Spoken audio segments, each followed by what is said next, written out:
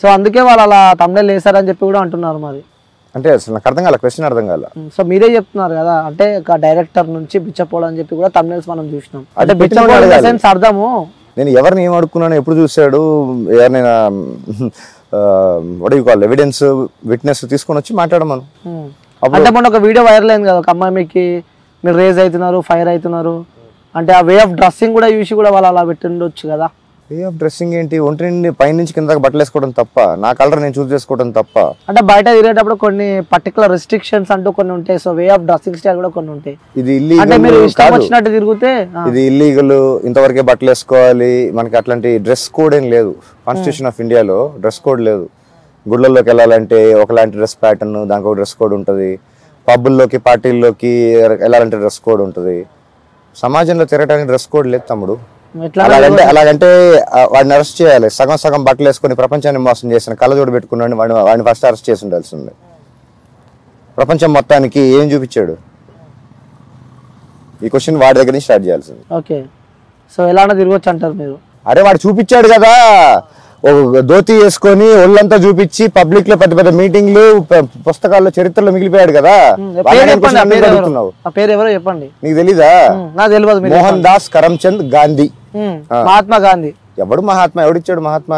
మహాత్మా గాంధీని స్వాతంత్రం తెచ్చిన గాంధీని కూడా తిడుతున్నారు మీరు. స్వాతంత్రం తెచ్చాడా? ఎవరి దగ్గర నుంచి? నీ స్వాతంత్రం బ్రిటిష్ దగ్గర నుంచి తెచ్చుకున్నారా? స్వాతంత్రం ఇచ్చింది ఆయననే అంట కదా మరి. అంటా మరి అంటున్నావు, నువ్వు క్లారిటీగా చెప్పు. స్వాతంత్రం తెచ్చిందే మహాత్మా గాంధీ. స్వతంత్రం తెచ్చింది మహాత్మా గాంధీ కదా. ఎవరు చెప్పారు? చదువుతలే, బుక్కులు చూస్తలే మేము. చిన్నప్పుడు నేను కూడా చదువుకున్నా, నేను కూడా నిజమని అనుకున్నా. వెళ్ళి ఒక్కసారి హిస్టరీ వెరిఫై చేయి. చేసావా మీరు history? We're not in a position to run our country, please stay back, teachers and then go. Mohandas Karamchand Gandhi statement, verify it. British దగ్గరికి వెళ్ళి మాకు పరిపాలించడం చేత కాదు, మీరు ఇక్కడే ఉండి మాకు నేర్పించి వెళ్ళండి అన్నోడు మహాత్మా. ఎవరిచ్చాడు మహాత్మా టైటిల్ తెలుసా నీకు కనీసం? బ్రిటిష్. ఓకే, బ్రిటిష్ ఆర్మీలో 4 సంవత్సరాలు సోల్జర్ గా పనిచేశాడు తెలుసా? వెరిఫై చేయి. మోహన్ దాస్ కరమ్చంద్ గాంధీ బ్రిటిష్ సోల్జర్ అని కొట్టు, నీకు ఫోటోలు కూడా వస్తాయి. స్టడీ స్టాండర్డ్ టీస్ లో నుంచొని ఉంటాడు, అటెన్షన్ లో నుంచొని ఉంటాడు మీ మహాత్మా గాంధీ. చూడు. సో ఎవరు ఇష్టం మీకు ఫ్రీడమ్ ఫైటర్ లా? ఫ్రీడమ్ ఫైటర్ అంటున్నావు, మళ్ళీ మహాత్మా గాంధీ పేరు చెప్తాను. ఫ్రీడమ్ ఫైటర్స్ ఎవరు ఇష్టం అని చెప్పి అడుగుతున్నా మీకు. సుభాష్ చంద్రబోస్. సో ఎందుకు? ఆయన ఏం చేశాడు నీకు తెలియదు, నాకు తెలుసు. అది చెప్పు కదా, మీకు ఏం తెలుసు అంటున్నాను నేను. సో ఇష్టం అంటారు కదా, చెప్పు ఏం చేసిన ఆయన. నీకు సుభాష్ చంద్రబోస్ గురించి కూడా తెలియదు అంటే? సో తెలియదని చెప్పి నేను మీకు చెప్పలే కదా బ్రో.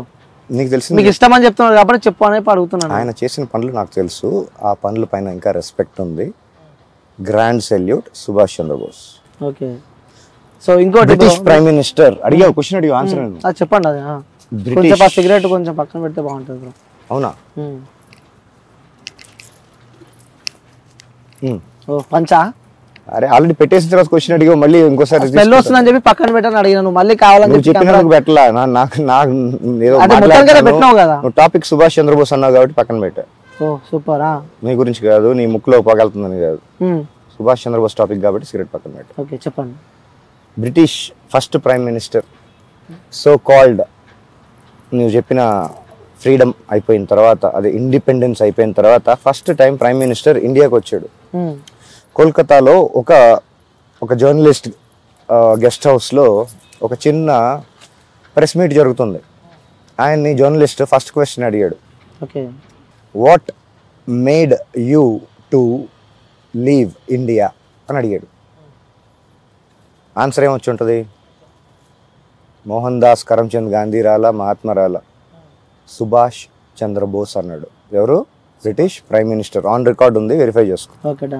సెకండ్ క్వశ్చన్ అడిగాడు, what is the contribution of mister Mohan Das Karamchand Gandhi and what is his impact for you to leave India అని సెకండ్ క్వశ్చన్ అడిగాడు. ఏదో మెక్సికన్ క్యూబన్ సిగార్ అనుకుంటా, నేను చదివిన ఆర్టికల్, నా రీసెర్చ్ మెటీరియల్లో తెలిసింది. సిగార్ నోట్లో నుంచి బయటికి తీసి మినిమల్ అన్నాడు. మినిమల్. ఓకే, ఒకసారి వెరిఫై చేసుకోండి. మోహన్ దాస్ కరమ్చంద్ గాంధీ స్పేస్ మినిమల్ అని కొడితే నీకు నేను చెప్పిన ఆర్టికల్ క్లియర్గా విత్ స్టాటిస్టిక్స్ వస్తాయి. సో ఇంకో question, why did you leave India అన్న సుభాష్ చంద్రబోస్ దగ్గర నుంచి ఎక్స్టెన్షన్ కూడా చెప్పాడు. ఆన్ రికార్డ్ మొత్తం ఇంటర్వ్యూ మొత్తం documented. Prime minister of British first time ఇండియాకి వచ్చినప్పుడు with date, place, location, total interview documented. అది చదివిన తర్వాత అప్పుడు నువ్వు ఇట్లాంటి క్వశ్చన్స్ అడగవు. దాని తర్వాత కొంచెం రీసెర్చ్ చేస్తే మీ మోహన్ దాస్ కరమ్చంద్ గాంధీ ఫ్రీడమ్ ఫైట్కి చేసింది ఏమీ లేదు. ఆయన స్టార్ట్ చేసిన ప్రతి మూమెంట్ ఒక్కటి కూడా ఫినిష్ చేయలేదు. ఓకే, ఒకటి పేరు చెప్పు, ఆయన స్టార్ట్ చేసిన ఫ్రీడమ్ ఫైట్ మూమెంట్ ఒక పేరు ఒకటి చెప్పు ఒకటి పర్లేదు, ఒకటి చెప్పు పేరు. ఉప్పు సత్యాగ్రహం, విదేశీ వస్త్ర బహిష్కరణ, చాలా చేసాడులే, ఒక్కటి కూడా ఫినిష్ చేయలే. వెరిఫై చేసి జాతిపిత అని చెప్పి ఎందుకంటారు మరి? అది ఎవరు ఇచ్చారు జాతిపిత అని? ఎవరిచ్చారు? సరే మీరు ఏం చేయలేదు అంటారు మరి, ఎట్లా వచ్చింది ఆ బిరుదు, ఎట్లా వచ్చింది జాతిపిత అని చెప్పి? అప్పుడు ఇంకొక స్టేట్మెంట్ వెరిఫై చేయాలి. Do you know mister Mohan Das Karamchand Gandhi how much Congress spent to make you look poor అని కాంగ్రెస్ నుంచి official spokes person statement on, నీకు ఇంటర్నెట్లో దొరుకుతుంది. ఓకే, మేము ఎన్ని కోట్లు ఖర్చు పెట్టి నువ్వు పేదవాడిగా చూపిస్తున్నామో తెలుసా అని అర్థం. వెరిఫై చేసుకో. ఓకే, ప్రపంచంలో ఏ పొలిటికల్ పార్టీ ఒక మనిషి చరిత్రని వైట్ వాష్ చేయడానికి సినిమా అయితే తీలా. రిచర్డ్ అటన్బరో గాంధీ అని ఒక సినిమా, ఈ రోజుల్లో నువ్వు క్యాలిక్యులేట్ చేస్తే 2000 కోట్లు బడ్జెట్ మినిమం. బాహుబలి కంటే పెద్ద సినిమా అది. గాంధీ అని ఆస్కార్ కూడా వచ్చింది దానికి. Produced by Indira Gandhi as a prime minister. Indira Gandhi పక్కనే 100 సినిమాలు తీసిన మ్యాటర్ కాదు. ప్రైమ్ మినిస్టర్ పోస్ట్లో కూర్చొని గాంధీ అని సినిమా తీసి ప్రపంచానికి ఇలా చూపించండి అని ఫండ్ చేసిన ఏకైక ప్రైమ్ మినిస్టర్, ఏకైక politician in entire world to produce a film. Sonia Gandhi గారు.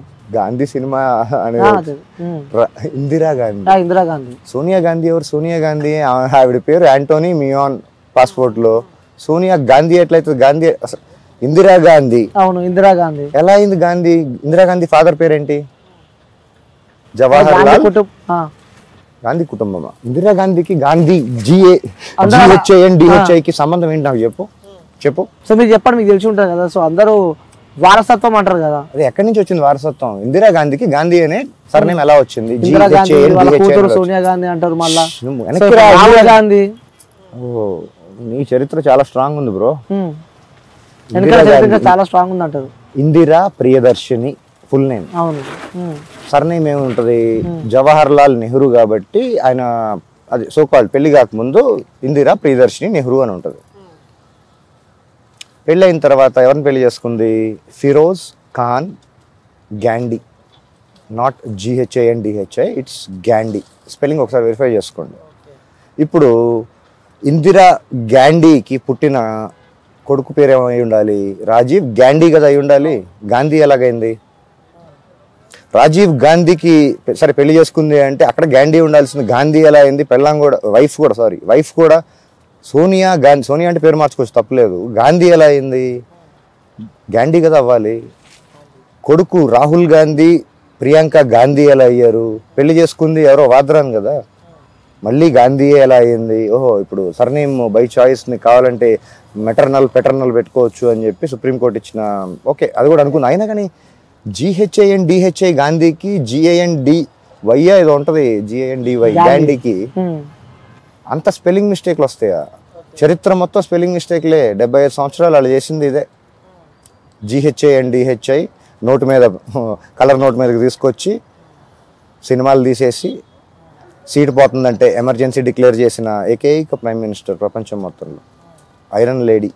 ఓకే, సో అన్న ఇప్పుడు అది పక్కన పెట్టి మీ విషయానికి వస్తే, నువ్వు ఒక క్వశ్చన్ అడిగినప్పుడు ఆన్సర్ వినాలి.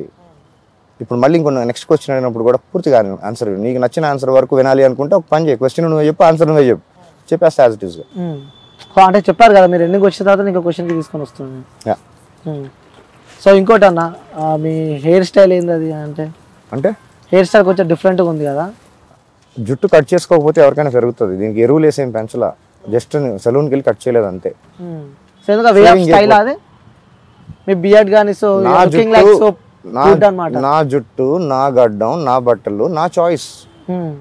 కాన్స్టిట్యూషన్ ఆఫ్ ఇండియాలో రైట్ టు డ్రెస్సింగ్ అని ఉంది, రైట్ టు స్పీచ్ లాగా రైట్ టు డ్రెస్ కూడా ఉంది. ఎవరు ఇష్టం వచ్చిన వాళ్ళు బట్టలు వేసుకోవచ్చు అని. దాని మీద కూడా పెద్ద కాంట్రవర్సీలు జరుగుతూ ఉంటాయి. ఓకే, అవును. నా బట్టలు అంత కాంట్రవర్సీ ఏం కాదు, పైనుంచి కింద దాకా వేసుకున్నా, ఏం బట్టలే మరి అర్ధనగ్నంగా కొంతమంది లాగైతే నేను చేయలే. ఇంకోటి అన్న, మేము చూసాము ఇక్కడ నువ్వు నియర్ బై కూడా వ్యభిచారం అంటూ సంథింగ్ 5 thumbnails కూడా మేము చూసాము, అది నిజమే అంటారా మీరు? ఆ thumbnail వేసిన వాళ్ళని ఫస్ట్ ఎందుకు అదే వ్యాపారం చేస్తున్నారు అని చెప్పి కూడా క్వశ్చన్ మార్క్ నడుస్తుంది మరి బయట. అదే ఆ thumbnail వేసిన వాళ్ళని, ఆ thumbnail ఎలా వేసావు దాని రీసెర్చ్ ఏంటి, దాని మెటీరియల్ సబ్మిట్ చేయమనండి. ఆ స్టేట్మెంట్కి, ఆ ఎలిగేషన్కి విట్నెస్ ఎవిడెన్స్ తీసుకుని రమ్మనండి. అప్పుడు ఏమనండి, నోటుకు వచ్చిందల్లా మాట్లాడి చేతిలో కీబోర్డ్ ఉంటే కీబోర్డ్ వారియర్స్, చేతిలో ఫోన్ ఉంటే యూట్యూబర్స్, వాళ్ళ విచక్షణకి, వాళ్ళ జ్ఞానానికి, వాళ్ళ సంస్కారానికి నా నమస్కారం, అంతకంటే ఏం లేదు. సో గతంలో కూడా మీరు ఒక మంచి కోటీశ్వరుడు అని చెప్పి నేనైతే విన్నా. కొన్ని కంపెనీలకి కూడా మీరు స్టార్టప్ కంపెనీస్లో కూడా మీరు ఒక డైరెక్టర్లా పనిచేసినారంట. సో దాని తర్వాత సడన్గా మీ లైఫ్లో ఏం జరిగిందని అంటే ఇక్కడ వచ్చి కూర్చోవడానికి కారణం ఏం జరిగింది అసలు మీ లైఫ్? That's entirely personal. నా పర్సనల్ లైఫ్లో నేను చాలా పనులు చేశా, కొన్ని స్టార్టప్స్ పెట్టా, కొన్ని రకాల ఉద్యోగాలు చేశా, కొన్ని బిజినెస్లు ఏవో చేసా. అవన్నీ నా పర్సనల్ లైఫ్ కదా, ఎవరు చేయరు. సో తెలుసుకోవాలని ఉంటుంది కదా నా. సో అన్ని చేసినా మీరు ఇప్పుడు ఇక్కడికి వచ్చి కూర్చున్నారు. నాకే ఇంట్రెస్ట్ లేదు నా పాస్ట్ గురించి, నేనే దాన్ని వదిలేశాను. నా పాస్ట్ గురించి ఎవరికైనా ఏం ఉపయోగం ఉంటుంది? అంటే లవ్ ఫెయిలియరా? కాదు, మా తాతలు నేతులు తాగారు, మా మూతులు వాసన చూడండి అని చిన్నప్పుడు చదువుకున్న సామెత. నేను బ్లాక్ డాగ్ తాగితే ఏంటి, యాంటిక్విటీ తాగితే ఏంటి, అబ్సల్యూట్ మ్యాండ్రిన్ వోడ్కా తాగితే ఏంటి, నీకేంటి? జనాలకు ఎందుకు పర్సనల్ లైఫ్? ఎవరు తాగరా? ప్రపంచంలో మ్యానుఫ్యాక్చర్ ఎక్కడ చేయట్లేదా? ఎవరు తాగట్లేదా? అందరిని వెళ్ళి అడుగుతున్నావా? వెళ్ళి అడుగు, పబ్లోకి వెళ్ళి అడుగు, అన్ని రకాల బ్రాండ్స్ ఉంటే వెళ్ళాలని అడుగు. నీకెందుకు? నీకు అసలు ఏం రైట్ ఉంది? వాళ్ళు అమ్ముతున్నారు కదా, లీగల్ లైసెన్స్ ఉంది, everything is going by the law కదా.